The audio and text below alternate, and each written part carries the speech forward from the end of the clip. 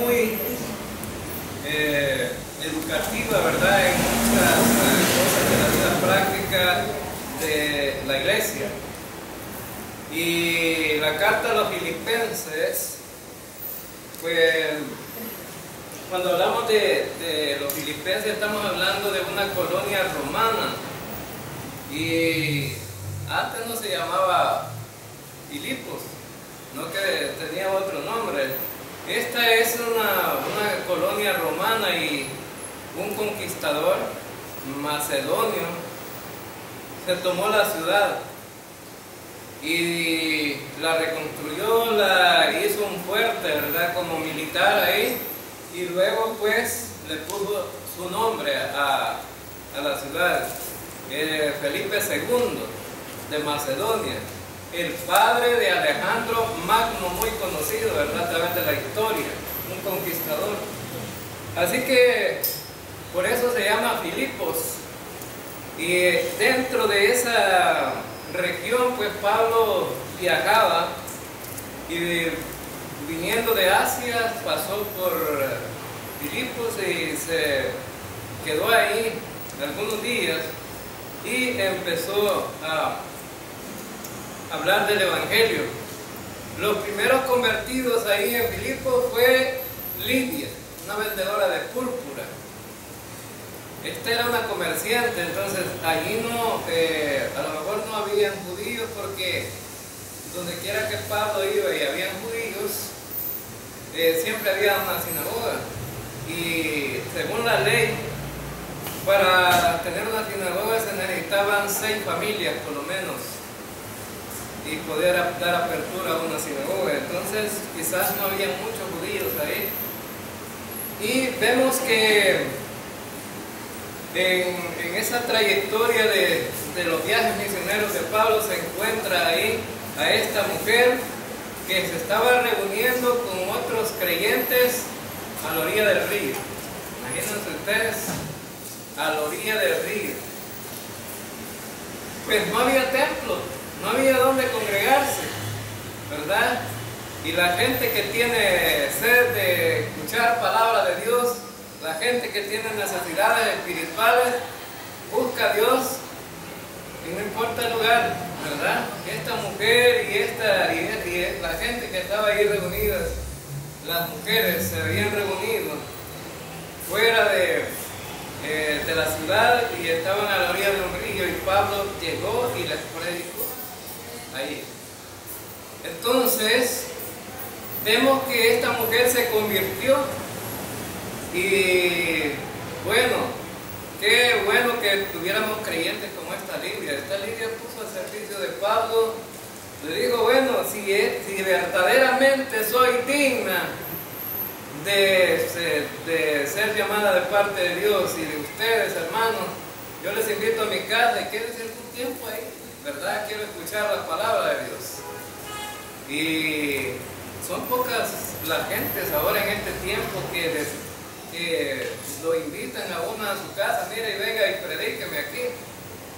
Mucha gente no tiene compromiso, donde quiere compromiso, mucho menos compromiso con la palabra de Dios. Y fíjense bien que una de las cosas que estamos quizás limitados aquí como iglesia es precisamente el evangelismo, ¿verdad? Y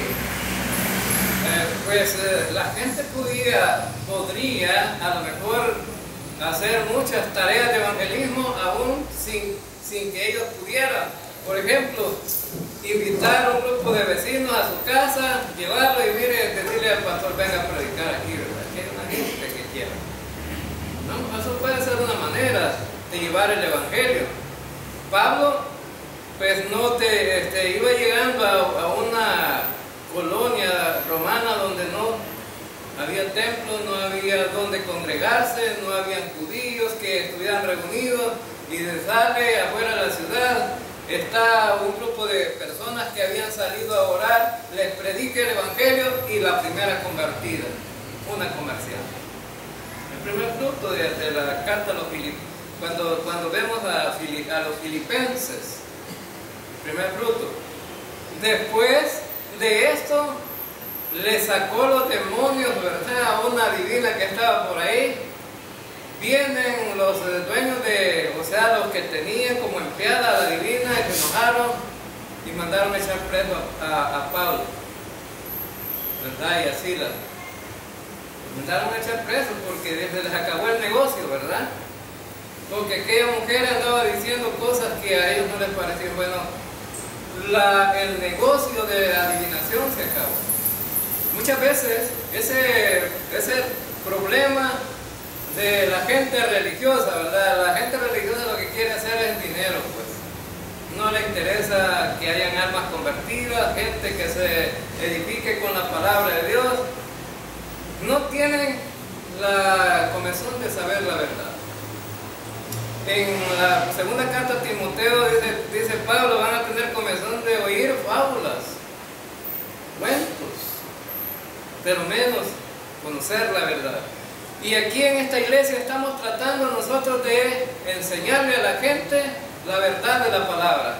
Entonces, ¿qué debería estar a esta hora aquí? Los hermanos llenos aquí, pero los hermanos, la verdad es que no tienen hambre de crecer, de conocer, de saber. Y como le dijeron al hermano Lucas de Jesús Hernández, ¿verdad?, un pastor que ya falleció, era pastor de Usulután. El hermano ya no alcanzaba a visitar a todos los creyentes, lo invitaban a la casa, venga hermano, lo necesito, lo llamaban por teléfono y todo. Llegó el momento en que el hermano ya no alcanzó y nadie le quería ayudar en la iglesia, ¿verdad? Pero el hermano dijo, bueno, cuando el siervo tiene sed, brama por las corrientes de agua, dice, ¿verdad? O sea, el siervo sale a buscar agua, pues. Pues aquí quizás nadie tiene sed, ¿verdad? Son poquitos los que tienen sed, ¿verdad? Y es más, nosotros tratamos de facilitarles horarios y todo lo que sea. Y hemos hecho cambios y todo, pero bueno, pero no significa eso. ¿A dónde está el problema de la gente? En su forma de pensar. Suficiente con lo que ya sabemos. Pero ¿sabe qué? Si una persona solo comiera frijoles todos los días, ¿cómo cree usted que estuviera? Hastiado estuviera de los frijoles, ¿verdad? Y es que, mire, uno que ha venido de pobre, sabe que yo recuerdo que en mi casa pues había una pobreza tremenda. Mi mamá hacía lo que podía, ¿verdad?, para alimentarnos. Y cuando en el tiempo del invierno lo que hacían era que sembrábamos un pedazo de frijolar. Y no de esos frijoles que venden aquí, sino que eran frijoles monos. Allá le dicen frijoles monos, ¿verdad? Y esos frijoles monos son unas grandes varillas así. Y esos sancochados todos los días. Y uno cuando veía en otro lado comer otra cosa, quiero un pedacito de eso. Y estamos tan hastiados de los frijoles. Y frijoles y pipianes, porque era lo más fácil tenerlos. Pipianes también en el invierno. Y yo cuando me dice el hijo, ¿querés pipianes? Fíjate que no. ¿Y por qué vos dices, bueno, los pipianes? Mirá que con eso me crecí yo. Y quedé tan hastiado de pipianes que no quisiera, pues, ¿verdad? No. Pero si eso hay que comerlo.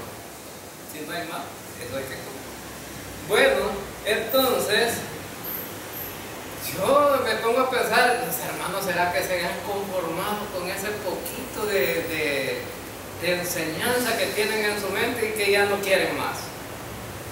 Pero es un gran error, porque uno de los consejos que da el apóstol Pablo en la carta a los Efesios es que debemos de, fíjense bien, Pablo lo presenta de esta manera en esa carta.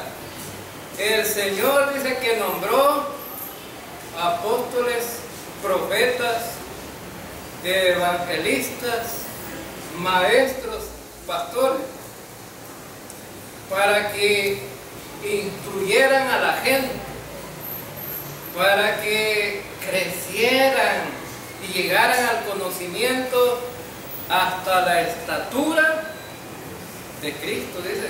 Que sea el objetivo de crecer de un creyente debe ser la estatura de Cristo. ¿Y en la estatura de qué, hermano? ¿Será de crecer, de sentir? Ya se le hubiera bajado la hermana Débora. Hermana Débora está bien dispuesta, pero tamaño, y le pone estas cosas de paso. Y uno para platicar con ella hay que voltear a ver para arriba, ¿verdad? Entonces, no se trata de esa estatura, se trata del carácter de la vida de un ser humano, y en este caso el carácter de Dios mismo. Imagínense, ese es el estándar que a la estatura de Cristo, ¿verdad? Cómo llegar a crecer al conocimiento de la verdad y madurar de tal manera llegar a ser igual que Cristo.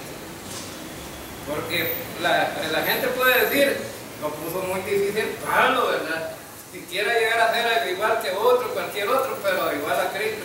Pues más sin embargo, si él lo dijo, es porque se podía, ¿no? Entonces, el apóstol Pablo va y predica allí, andando en la predicación, pues lo meten preso a Pablo, ahí cuando estaba en Filipo. Y resulta que como resultado de eso ponen a un carcelero a cuidarlo. Y lo metieron en el calabozo más profundo de la cárcel. Y esta carta se le llama la carta del gozo. Así se le llama. Porque ¿saben cuántas veces se repite la palabra gozo en esta carta? 16 veces. Pero ahora vamos a ver en qué sentido se ve el gozo aquí. Ahora entonces, estando dentro de la cárcel, Pablo empieza no a llorar, no a quejarse, no a lamentarse. Es más, ahí fíjense bien que eran unas paredes todas frías, húmedo todo aquello, y habían cadenas, lo encadenaban de las manos y en las paredes de la cárcel, y unos cepos en los pies, y estaban ahí que no se podían mover. Pero ¿sabe qué hizo Pablo? Vaya, prepárense todos los presos ahí, vamos a hacer el culto de esta hora, pues vamos a hacer un culto. Y empieza, ¿verdad?, Pablo a cantar con Sila: estoy confiando. Y otro creyente de aquí está en la casa: estoy llorando. Sí. Pero ¿por qué cantaban ellos, hermano? Tenían gozo de servirle al Señor. Más, aquí les presentamos la palabra de diversas formas. A veces agarran el gozo y de ninguna manera. No le demos, agarren el gozo, hermanos, porque el Señor es bondadoso y quiere ayudarles en su vida espiritual. Pero ni ahí agarran, pero mucho menos preso. Mucho menos preso. Y este hombre preso, y estaba gozoso cantándole al Señor y sirviéndole al Señor ahí, en la cárcel. Ahora entonces, y vemos entonces que ahí se convirtió también un carcelero. Un carcelero. Y el carcelero pues hizo la pregunta: ¿qué debo hacer para ser salvo? Y ellos le contestaron: solamente cree en el Señor Jesús y serás salvo tú y toda tu casa. Y dice que Pablo bautizó a toda la gente ahí de la casa de este carcelero. Se convirtió. Y es más, les explicaba la palabra de Dios. Tenían hambre de saber. Ahora entonces, el apóstol Pablo viene aquí, escribe una carta desde la cárcel. Pero desde la cárcel, ¿qué podemos esperar? ¿Cómo podemos esperar que sea redactada la carta, hermano? ¿Qué podemos esperar? ¿Cómo podemos esperar una carta que venga de la cárcel? ¿Cómo será su redacción? Podría ser lo más seguro lamentación. por estar preso y por estar sufriendo ahí. Pero este Pablo no se queja. La carta que escribe es una carta de gozo, de ser creyente. Y saben que hay 4 cartas que fueron escritas desde la cárcel: Efesios, Colosenses, Filipenses y la otra carta de otro hombre que se me escapa, pero ese de este hombre que estaba preso juntamente con él.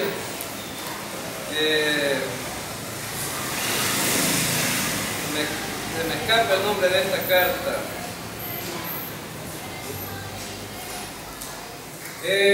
Filemón, la carta de Filemón, esa, ¿verdad? Entonces, esas cartas fueron escritas desde la cárcel. Ahora entonces, pero imagínense la carta de los Efesios, una carta maravillosa, donde describe ahí cómo ser salvos, las bendiciones espirituales que tenemos en Cristo y además de eso, la seguridad de la salvación y además de eso, cómo vivir la vida cristiana en familia, en el trabajo, igual que Colosenses, ¿verdad? Y cómo vivir la vida cristiana como los hijos, cómo deben de vivir la vida cristiana. Bueno, hay, ¿verdad?, mucho que hablar de esas cartas. Pero ahora entonces, este es el contexto histórico más o menos, ¿verdad?, de esta carta a los filipenses, y que vamos a estudiar durante algunos domingos de aquí para adelante. Y nos encontramos en el capítulo 1, versículo 1. Dice: Pablo y Timoteo, siervos de Cristo, a todos los santos en Cristo Jesús que están en Filipos, con los obispos y diáconos. Ahora entonces, ¿qué es lo que vemos aquí? Lo primero que aparece, Pablo y Timoteo aparecen como doctores de la Biblia, aparecen como el reverendo. No aparecen. ¿Cómo aparecen ellos ahí? Como siervos. No me decía un hermano, discriminativo el hermano. Una hija de él se quería bautizar y me dijo a mí: bautíceme, hermano. Sí, la bautizo, le digo.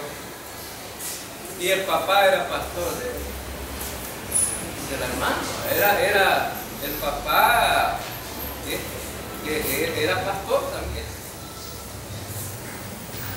Y entonces, y la hermana me dice: yo quiero que me bauticen. Yo la bautizo. Y platica con la familia y le dice: mire, yo me quiero bautizar. Ya el hermano Jorge ya le dije que me bauticen. No, le dijo el pastor. Tú tienes que ser bautizada solamente por un reverendo. Un pastor que no conoce la Biblia. Ahora les digo, solo los reverendos deben de bautizar, hermano. Y les digo esto, que la palabra reverendo solo existe una vez en la Biblia, y esa vez para dirigirse no a un hombre ni a un siervo de Dios, sino a Dios mismo.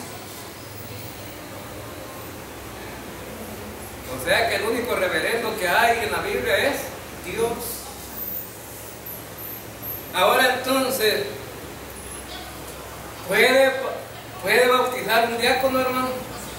Sí, lo encontramos en la Biblia bautizando un día a Felipe, bautizando al eunuco, y era un diácono.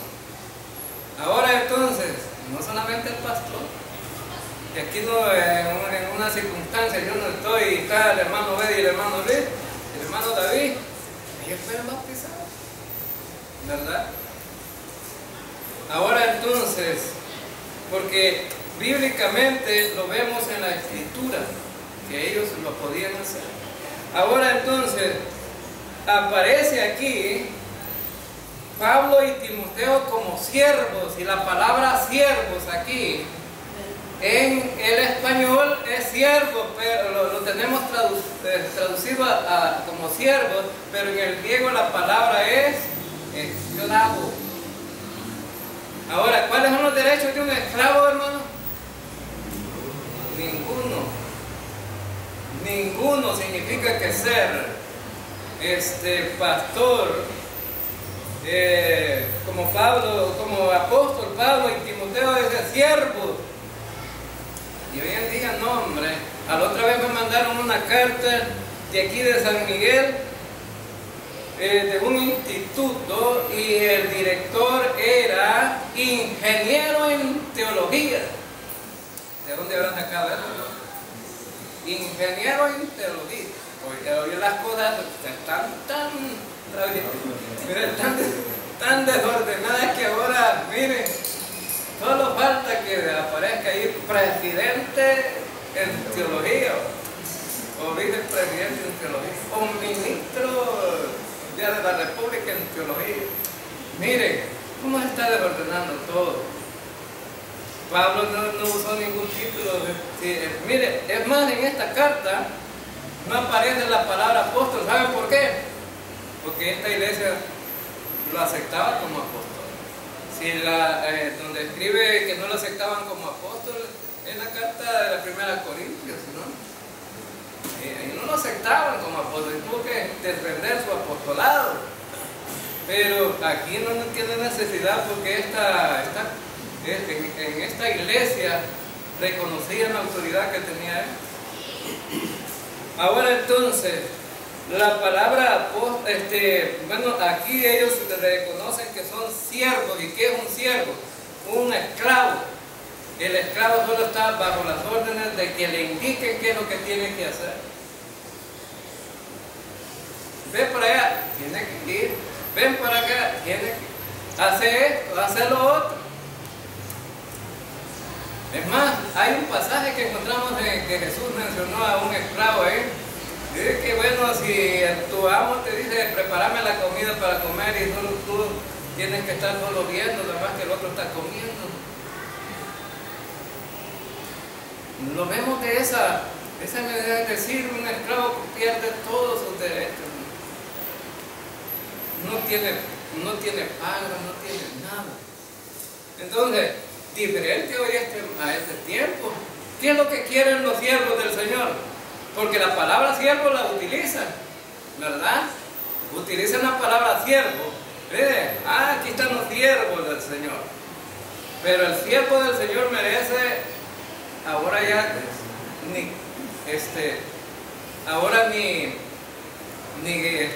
ya ni quieren ni carros, sino que aviones. Estos siervos que están un poco famosos, quieren avión, y si tienen un avión viejito ya, quieren uno nuevo. Mi hermana dice que allá en Canadá le dijeron, y bueno, tengo un hermano que es pastor, dijo ella, ¿verdad? Vive bien tu hermano, porque los pastores aquí en Canadá tienen de las casas más caras. En unas residenciales que donde los ricos viven, tienen piscina, las casas, y tienen carro del año, y tienen un salario jugoso.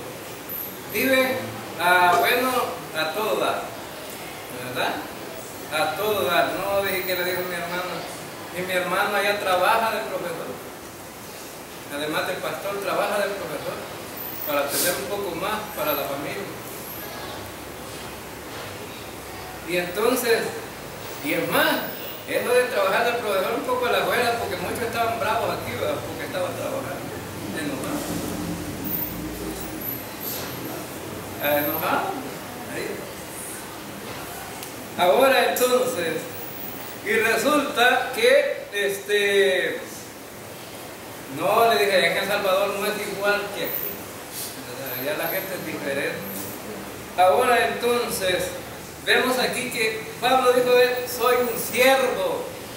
Es más, podemos decir, somos instrumentos útiles para el servicio del Señor.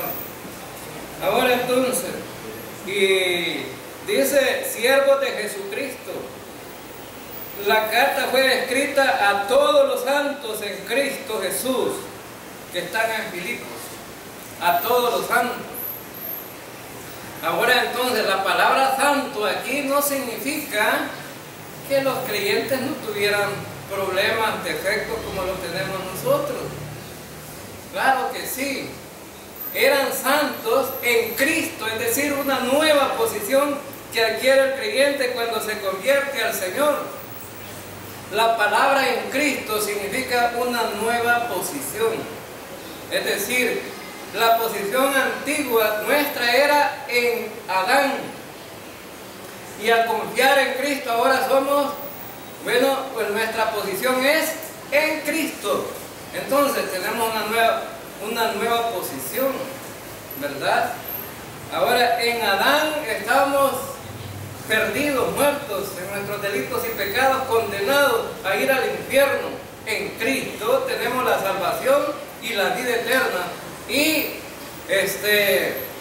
ya destinados a ir al cielo y gozar de la presencia del Señor. Qué diferencia, ¿verdad? Una tremenda diferencia del infierno hacia el cielo por estar en Cristo. Ahora entonces, con los obispos y diáconos, la palabra obispos significa supervisor. La palabra obispo significa supervisor. Es decir, en el griego es la palabra episcopos, que quiere decir ver sobre, ¿verdad? Sobre la gente, es decir, ver cómo está caminando la gente, cómo está funcionando la iglesia. Eso quiere decir. Y la palabra obispos, ancianos, y es la misma palabra para pastor. Es decir, el pastor tiene la tarea de supervisar la iglesia. Entonces, y los diáconos que están al servicio de la iglesia. La responsabilidad de los diáconos es servir, ¿verdad? Surgió en Hechos de los Apóstoles como un principio de servir las mesas, que la gente se peleaba por la comida, ¿verdad? Los que eran judíos los atendían mejor que los que eran gentiles, y hubo un pleito y resulta, dijo allí uno, ¿verdad? Es necesario reunir aquí a los apóstoles y consultémonos qué hacemos. Y los apóstoles dijeron, bueno, nombren 7 varones llenos del Espíritu Santo para que puedan ministrar en esa obra. ¿Y por qué tenían que ser llenos del Espíritu Santo, hermano? Para darte comer a la gente o repartir a la gente. ¿Por qué tenían que ser llenos del Espíritu Santo? Por el favoritismo. Porque tenía que no dejarse llevar, porque no está en mi familia, hay que echarle un poquito más, ¿verdad? Como sucede en el mundo, ¿verdad? Sucede en el mundo. Si hay una fiesta, los que están repartiendo, ¿a quién piensan ustedes que le llevan primero? A la familia, pues, ¿verdad? Consideremos que ya que ellos tienen hambre, ¿verdad? Los demás que esperen. Ahora entonces, es más, ya tiempo, tuvimos un pleito con unas hermanas aquí en la iglesia. Los niños van a ser los últimos. Cuidado, le dije yo a una hermana, ¿verdad? Primero denme a los niños, porque los niños verdaderamente vienen por la comida, no vienen por otra cosa. Y nosotros no podemos esperar, porque a los niños los marginaban. Eso fue hace como unos 20 años, quizás más.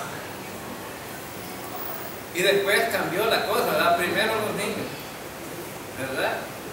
Es más, entonces, llenos del Espíritu Santo para que fueran equitativos en repartir todo, ¿verdad? Ahora entonces, pero no, ellos no simplemente llegaron y se quedaron solo para repartir comida o repartir víveres o repartir dinero. No, ellos llegaron también para aprender la palabra y predicar. Tenemos aquí el caso de Felipe, era un evangelista y era un diácono, ¿verdad? Entonces, y también teníamos el mártir que murió primero, Esteban. Ahora entonces, vemos entonces que el saludo va para todos ahí, iglesia. Es decir, que era una carta para todos, no simplemente una carta para algunos, era para todos. Y el saludo dice: gracia y paz a nosotros, a vosotros, de Dios, nuestro Padre y Señor Jesucristo. Gracia, la palabra gracia era un saludo griego. Y la palabra paz era un saludo judío. Es decir que Pablo utilizaba un saludo mezclado aquí, ¿verdad? Mixto. Veía, gracia. La palabra gracia era un saludo común entre los griegos. Es como el saludo común que tenemos aquí en El Salvador. ¿Cuál es? Buenos días. Bueno, digamos para la gente, buenos días. Pero hace un cambio esa palabra buenos días en la gente, decir, a veces la gente, uno le dice buenos días, pero le va mal en ese día, ¿no? No hace ningún cambio. Es decir, solo es un buen deseo, pues. Un buen deseo nada más. Pero puede que a la persona, lejos de irle bien ese día, le va mal. Pero la palabra gracia significa algo más, ¿verdad? Que decir buenos días significa, bueno, que la palabra gracia significa un regalo, un don inmerecido. Significa, es algo que te lleva hasta la eternidad, al confiar en Cristo. Es decir, no solamente un buen deseo, sino una realidad. Que si tú confías en Cristo por medio de la gracia de Dios, entonces, ¿a dónde vas a ir a parar, hermano? Al cielo. Y aunque no quieras ir, hermano, aunque no quieras ir, tenés que irte para allá. Dicen que muchos aplican para la visa de Estados Unidos, la residencia. La visa a la gente le gusta, la residencia. La residencia a la gente la quisiera, ¿verdad? Pero cuando va y le dan la residencia, y la gente ¿a dónde quiere pasar? A Salvador comiendo pupusa. Bueno, le dicen allá, ¿verdad? Las autoridades, si usted quería una residencia es para vivir aquí. Y si se vuelve a estar más, se va a quedar allá, se la vamos a quitar. Tienen que regañarlo para que se queden allá. La gente quiere residencia, pero para estar y en un ratito allá y venir para acá, y no es así, ¿verdad? Ahora entonces, la gracia de Dios nos lleva hasta el cielo. Y hablar de un creyente que no quiere ir al cielo, bueno, hasta los inconversos que le preguntan: ¿usted dónde quiere ir? Yo al cielo. Hasta los inconversos dicen que quieren ir al cielo. Yo creo que es, bueno, y la palabra paz significa shalom, ¿verdad? Es la palabra shalom. Entonces, el saludo, ¿verdad?, que deberíamos de usar los creyentes sería la gracia o la paz, cualquiera de las dos para nosotros, ¿verdad? O la palabra shalom, gracia o shalom. Entonces,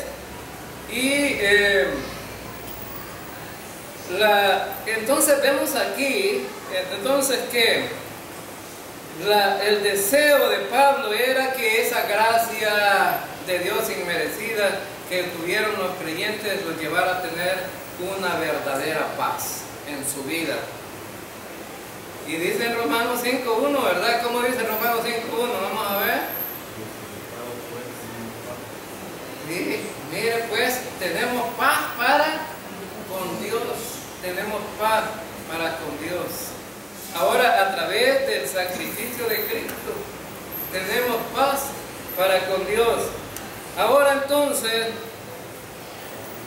y dice paz a vosotros de Dios nuestro Padre y del Señor Jesucristo. Esa paz que debe estar centrada en Dios y en Cristo.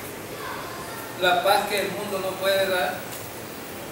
Ustedes saben que el mundo quiere paz. Pero ¿cómo quiere conseguir la paz el mundo? Algunos a través de la fuerza, otros a través del dinero. Ahí tenemos al presidente rogando a la sala constitucional, todas las semanas casi yo de repente veo las noticias y aparece el presidente y dice, tenemos esos 900 millones, ni siquiera fueran 900 pesos, 900 millones para la paz y la seguridad aquí en el país, rogando, ¿verdad? Para la paz. ¿Creen ustedes que con ese dinero van a lograr la paz, hermano? No la van a lograr. Es que cuando el corazón está lejos de Dios, separado de Dios, dice, me parece que es en Jeremías capítulo 17, versículo 7, me parece que dice que engañoso es el corazón, más que todo, engañoso es el corazón. Si la gente ya está acostumbrada a recibir dinero, ya no va a querer trabajar. Aquí mal acostumbraron a la gente desde el tiempo de la guerra, mal acostumbraron a la gente. Nos pasaba una cosita, llegaba la Cruz Roja con víveres y con todo, y la gente ya no quería trabajar, y vamos a esperar el reparto mejor. Y nos comemos un poco de tortillas de maíz amarillo y con aceite rancio, porque hasta rancio venía el aceite, ¿no? Pero no querían hacer milpa allá. Ya no, la gente ya por mi cantón ya no quería trabajar, y es más, ya no quieren trabajar. Y como la gente emigró para allá y ya vienen los dolaritos, ¿verdad? Ya tuvieron a eso. Y allá por mi zona antes que era la mera agricultura y ganadería, era el poder allá.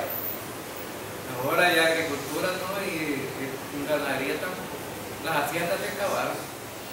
Ya no hay nada de eso. Pero la gente dejó de trabajar y ha dejado de trabajar. Dicen que la mente desocupada solo piensa en qué. La mente desocupada solamente piensa en hacer lo malo. No piensa hacer lo malo. Ahora entonces, vemos aquí entonces que el apóstol está diciendo, bueno, la paz que ustedes necesitan es la paz que viene de Dios. Y Dios sabía, y Jesucristo sabía que en el mundo íbamos a tener aflicciones. Los creyentes nunca vamos a dejar de tener problemas, siempre van a haber. ¿Sí? Si no es los hijos, si no es el matrimonio, si no es el dinero, si no es cualquier cosa, ¿verdad? Nos causa dificultad. Nos causa dificultad. Ahora entonces, pero la paz que Dios da es una paz que la vemos ilustrada en esta carta. Un apóstol que está preso y en lugar de estar quejándose, está alabando a Dios y está, ¿verdad?, llamando a los demás a apoyarlo y a hacer el culto, ¿verdad? Y cantemos, hermanos, esta tarde nos vamos a gozar con Jesús en Nazaret. ¿No me acuerdo, hermana Ludiguita, que le gustaba cantar aquí enfrente, ¿verdad? Esta tarde nos vamos a gozar con Jesús en Nazaret. Entonces, y resulta que cuando el Espíritu Santo invade la vida de la persona, no importa las aflicciones, los sufrimientos que esté pasando, pero sabemos que tenemos el apoyo de Dios y las cosas cambian. Ayer estudiábamos en el Salmo que dice que la gente puede confiar en carros y caballos y todo el poder que puedan tener, el dinero y el poder, pero nosotros confiamos en Jehová, en Dios, confiamos en un Dios poderoso, que de repente vemos las cosas nosotros como que es un callejón sin salida, un abismo profundo, tremendo, pero de repente hasta nos da risa, ¿verdad?, que con qué facilidad Dios nos resolvió la situación. Ahora entonces, vemos aquí, versículo 3. Doy gracias a mi Dios siempre que me acuerdo de vosotros. Pablo dice, doy gracias siempre que se acuerda de quién, de los filipenses.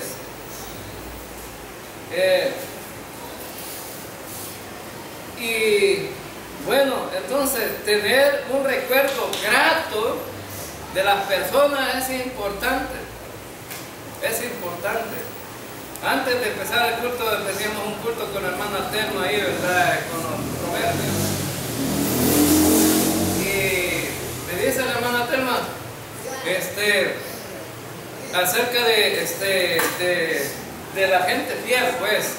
Dice en el capítulo 17 de Proverbios, versículo 17, que amigo es, un verdadero amigo es amigo en todo tiempo. Y es en medio de la necesidad o de las circunstancias difíciles, un amigo es mejor aún que la familia, como que aún más fiel, ¿verdad? Ahora entonces, y resulta que Pablo estaba diciendo, doy gracias a mi Dios siempre que me acuerdo de usted. ¿Por qué Pablo iba a tener un buen recuerdo? Porque estos creyentes, además de ser creyentes, además de haber escuchado el Evangelio, haber creído el Evangelio, estos creyentes eran verdaderos amigos de Pablo. Verdaderos amigos. La carta ilustra esa verdadera amistad que había con estos hermanos. A Pablo no solamente tenía el apoyo moral y espiritual de los hermanos, sino que aún un apoyo material o financiero. Lo visitaban en la cárcel, ¿verdad? Le escribían al apóstol Pablo. Ahora entonces, dice, bueno, qué bueno tener amistades gratas, ¿verdad? Amistades gratas. Le oí a la hermana Lidia que decía el otro, yo me da alegría de pertenecer a la familia Funes. Allí nació en la familia Funes, ¿no les agrada, hermanos, ser de la familia de Dios a ustedes? Algunos quizás tal vez tienen no muy gratos, no es que algunos hermanos no me han tratado como hermanos, me trataron mal. Pasa eso. Pero debemos de dar gracias que somos hijos de Dios, ¿verdad? De que somos de una sola familia y que esas asperezas poco a poco se van quitando. El Señor nos va puliendo, nos va quitando aquello que realmente debe desecharse. Ahora entonces, y dice, versículo 4, siempre en todas mis oraciones rogando con gozo por todos vosotros. Ahora, hermano, ¿qué es la oración para nosotros? ¿Una carga o una alegría? ¿Qué debería ser para nosotros? ¿Una carga o una alegría? A muchos casi no les gusta la oración porque piensan que es una carga y ahí es donde está el problema. El apóstol Pablo, imagínense ustedes en la cárcel, orando por los que están afuera. ¿Y cómo debería de ser, hermanos? Los que están afuera, orando por los que están presos. Pero es al revés aquí. Pablo dice orando por ustedes. Él estaba preso y estaba orando por los filipenses, ¿no? Ahora entonces, y orando no como una carga, sino con gozo. Con gozo. Ahora orando con gozo por todos vosotros. ¿Y cuál era la causa de la alegría de Pablo? Veamos el versículo 5. Por vuestra comunión en el Evangelio. Por vuestra comunión en el Evangelio. Desde el primer día hasta ahora. No, hombre, si es que, miren, uno se alegra cuando la iglesia va caminando bien. Los pastores nos alegramos, los líderes nos alegramos cuando la iglesia va caminando bien. Pero cuando van caminando mal, da tristeza también ver que se hacen todos los esfuerzos para alcanzar a los creyentes en el verdadero sentido de ser cristiano, ¿verdad? Y dice aquí que la palabra comunión o koinonia en el Evangelio, es decir, Pablo estaba orando por esos hermanos porque esos hermanos no dejaban de predicar el Evangelio. Y es una de las razones aquí también en el culto de oración, siempre oramos por ese ministerio. Y que no son todos los creyentes que evangelizan, no son unos 4. Mas sin embargo esos 4, si el Señor quiere usarlos, los va a usar, ¿verdad? Y ya empezamos a tener frutos, por ejemplo, de este evangelismo allá en Santo Tomás. Ya están viniendo unas gentes aquí, unos creyentes, ¿verdad? Ellos están congregando. Y es más, algunos podrían decir, pero por 2 o por 3, nada, por uno que sea, hermano. ¿Sabe qué? Por uno que sea, ¿sabe por qué? Porque este ya no va a ir al infierno, porque va a ir al cielo. Esa debe ser la mentalidad de un creyente, que la gente no vaya al infierno, sino que vaya al cielo. Si esta iglesia aquí no nos pusiera la gente, estuviera toda la gente que ha nacido aquí. En todas las iglesias de aquí de Zapatica hay gente que nació aquí. Allá están. Pero una cosa nos alegra, por lo menos, que no se fueron al mundo, ¿verdad? Que permanecen en una iglesia. Ahora entonces, y vemos entonces que el apóstol Pablo dice, bueno, oro con gozo por todos ustedes, por vuestra comunión en el Evangelio, desde el primer día hasta ahora. ¿Sí? Estos hermanos reaccionaron positivamente al Evangelio desde el primer día que confiaron hasta el momento de la carta, cuando Pablo escribió esa carta. Hasta ahora, digo. Hasta ahora ustedes han permanecido en comunión, en el mismo sentido. Fíjense bien que en esta carta casi no se habla de doctrina. ¿Por qué? Porque estos hermanos estaban caminando bien. Unas 4 cositas va a tocar a Pablo ahí, ¿verdad? Pero no como otras cartas. Pero el apóstol Pablo, estos hermanos iban caminando bien. Tenían un gran compañerismo con él y con el Evangelio. Y nos es grato, ¿verdad? Cuando con otra persona podemos hablar de esto. Yo cuando voy a la consulta aquí al seguro de Moncagua, quien me atiende es un creyente, un doctor creyente. Y sabe que cuando llegamos ahí no hablamos de enfermedades. Para nada tocamos las enfermedades. Hablamos del Evangelio, de cómo va caminando la iglesia, de las doctrinas y de diferentes cosas. Y ellos tienen afinidad con nosotros. Y el hermano siempre me está tocando algunas cositas por ver si tenemos alguna cosa que no les gusta a ellos como iglesia, ¿no? Y entonces, hablamos de todo eso. Bueno, mi hermano, como yo ya sé de que usted padece, yo voy a hacer la receta y vaya a sacar medicina. Vaya a sacar medicina. Pero no hablamos de enfermedad. No, para nada. El viernes fui a la consulta, estuvimos hablando.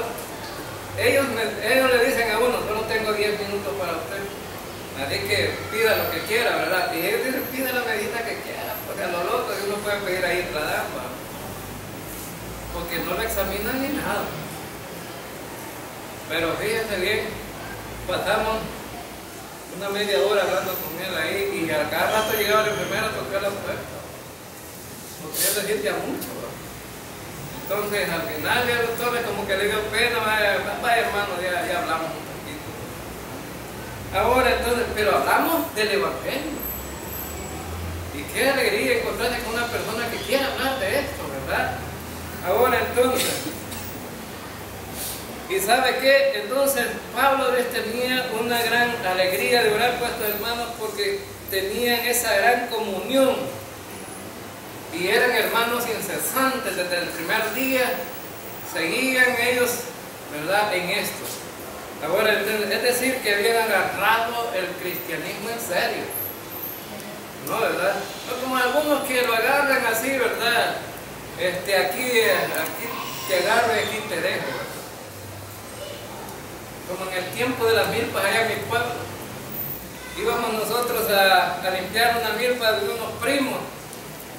Y un primo, ¿verdad? De repente empezaba aquí, iba llegando al filo del cerro. Y decíamos, nos preguntamos, ¿y ese que tan bueno será para trabajar, que ya nos dejó colgados aquí? A los 2 días, el monte ya estaba lo mismo. Que aquí te agarro, aquí te dejo, ¿verdad? Solamente porque dijeran que era bueno para trabajar, pues no servía lo que hacía. No. Algunos así ven el Evangelio. Aquí lo agarro, aquí te dejo, como que fuera cualquier cosa, ¿no? Debemos de verlo con responsabilidad, como lo veían estos creyentes. Versículo 6 dice: estando persuadido de esto, que el que comenzó en vosotros la buena obra, la perfeccionará hasta el día de Jesucristo. Pablo les dice aquí a estos hermanitos: si ustedes de verdad ven dificultades en el camino, si hay problemas en el camino, si hay errores, si hay situaciones en la vida que te pueden desbalancear, no te preocupes. Tenés todo el tiempo de aquí para allá hasta que Cristo venga para arreglar la situación. El que comenzó en vosotros la buena obra la perfeccionará hasta el día de Jesucristo. El día de Jesucristo es cuando Cristo venga a llevar a los creyentes. Entonces tenemos de toda una vida aquí hasta donde Dios nos permita vivir, ¿verdad? Para ir arreglando las situaciones, aquellas cosas las asperezas que tenemos todavía. Es decir, no puede ser un creyente perfecto de la noche a la mañana. Mucha gente así piensa que es, ¿verdad? Que un creyente va a ser perfecto desde el momento que confió y ya no va a tener errores. No, eso no es así. Entonces no hubiera escrito el apóstol Juan, en la primera carta de Juan, él escribió que si decimos que no hemos pecado, le hacemos a Dios mentirosos, porque Juan sabía que todavía los creyentes pecamos, ¿verdad? No estamos bien pulidos en el camino, estamos en ese proceso, pero el proceso para pulirse es allá en la casa, hermano.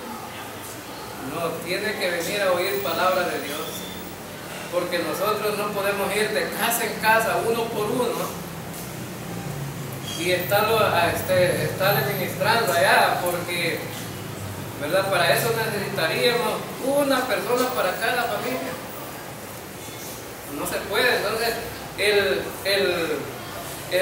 lugar apropiado es esta clase bíblica que damos los domingos y los estudios bíblicos que damos entre las semanas.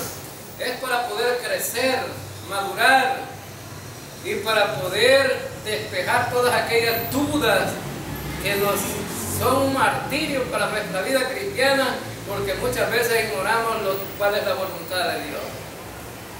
Y muchas veces vamos como aquellos legalistas, ¿verdad?, que le imponen carga a la gente y llevamos sobre los hombros muchas cargas pesadas y ya no las podemos, ¿verdad? Y decimos, ¿qué hago pues? Y solamente hay una palabra, un versículo, a veces una frase para que yo pueda descansar. Ahora entonces, y qué bueno, ¿verdad?, que aquí tratamos de trazar bien la palabra de verdad para que usted no se pierda de camino. Qué lástima, ¿verdad?, que hay hermanos en algunas iglesias que quisieran escuchar estos mensajes, pero no los tienen. Nos contaba mi hermano Luis que allá en Guataqueo está un hermanito que él quiere tener la sana doctrina y están a punto de correrlo de la iglesia porque no está de acuerdo con lo que predican ahí y imponen a la gente. Hoy en esta semana estaban imponiéndole a la gente el misticismo, ¿verdad? El misticismo. ¿Y saben qué es el misticismo? Es una cuestión psicológica en el pensamiento de la gente que piensa, ¿verdad?, que todas las cosas debe espiritualizarlas. Todas las cosas, ¿verdad? Y están surgiendo profetas dentro de la iglesia. La Biblia dice que hay profetas en este tiempo, hermano. Los únicos profetas que estamos en este tiempo somos los predicadores, y aquí está la profecía, ¿sí?, en la Biblia. Hoy en este tiempo ya no hay profetas. ¿Y saben para qué surgen unos profetas? Solo para señalarle los pecados a la gente. Pero ni siquiera los profetas en la Biblia ni siquiera hablaron de esas cosas. Los profetas se dedicaban a plantear el plan de Dios desde el principio hasta la eternidad. Eso era el trabajo del profeta. Ahora entonces, pero los profetas de este tiempo no, surgieron unos profetas aquí en Chapetí que resulta que yo les he contado que me dice un hermano, fíjese bien que solo en contra mía profetizan. Yo ya me voy de esa iglesia. Ajá. Y una de ellas profetizó en contra de otra de ellas, ¿verdad?, de otra profeta, y las dos eran profetas, y le dijo que era una gran pecadora y que tenía otro marido. Y resulta que vivían en el mismo mesón. ¿Cómo no se iba a dar cuenta, hermano? Eso no es profecía, es de chambre, ¿verdad? Ahora de chambre era, ¿verdad?, por comer muchas pupusas de lo loco, ¿verdad? Ahora entonces, ¿verdad?, se le ocurrían cosas. Eso no es profecía. Ahora entonces, qué lástima que la gente, por poder oír la preciosa palabra de Dios que dice la Biblia que es lámpara a nuestros pies, es la guía para nuestra vida, la distorsionan todo. Y ustedes saben que el ciego que guía a otro ciego se van al hoyo los dos. Entonces, hermano, eso no quiere el Señor. Y aquí Pablo le dice, estando persuadido de esto, que el que comenzó en nosotros la buena obra la perfeccionará hasta el día de Jesucristo. Nuestra vida tiene que ir caminando para arriba, hermano, no para atrás, ¿verdad? No para atrás. Dicen que los cangrejos japoneses, dicen que los cangrejos japoneses empujan a los otros cangrejos para arriba. Pero los cangrejos salvadoreños, lejos de empujar, los jalan para abajo, ¿verdad? Los jalan para abajo. Y hay muchos pastores, predicadores, que lejos de mandar a la gente al cielo, lo están mandando para el infierno. Y eso es cierto, hermano, ¿verdad? Aunque yo soy pastor, ¿verdad?, pero tengo el deber de decirlo, ¿no?, que hay pastores que lejos de mandar a la gente al cielo, la están mandando para el infierno. Y dice en el versículo 7, como me es justo sentir esto de todos vosotros, por cuanto os tengo en el corazón y en mis prisiones y en la defensa y confirmación del Evangelio, todos vosotros sois participantes conmigo de la gracia. Fíjense que estos creyentes no solamente participaban de las cosas buenas, ¿verdad? Una de las cosas buenas que participamos todos los creyentes es que cuando confiamos en Cristo recibimos ¿el qué? La salvación y la vida eterna. Una de las cosas buenas. Pero ¿qué no quisiera la gente? No quisieran que sufrir por causa del Evangelio. Pablo dice, ustedes están sufriendo a la par mía aquí, ¿verdad? aquí tengo claro, dice el apóstol Pablo, que está en mis prisiones están ustedes. En mis prisiones también. Entonces, ¿cómo no iba a apreciar Pablo a estos creyentes filipenses, no? Si estaban, ¿verdad? Tenían una empatía con él en todo. Dice que eran participantes de toda gracia con él, pero también aún del encarcelamiento, ¿verdad?, que tenían. Dice en el versículo 7, me gusta sentir todo esto de vosotros, que cuando tengo en el corazón y en mis prisiones y en la defensa y confirmación del Evangelio. Es decir, lo tenía en el corazón. La palabra corazón siempre apela a los sentimientos, ¿verdad? Es decir, que Pablo tenía mucho amor para esta iglesia. Es decir, era una iglesia modelo, una iglesia que realmente estaba dedicada, ¿verdad? Y tenía una perfecta comunión con Pablo, es decir, un compañerismo con él en todas las situaciones que Pablo estaba enfrentando. Vamos a continuar el próximo domingo, ¿verdad?, a partir del versículo 8, hablando un poco más acerca de esto. Y vamos a orar.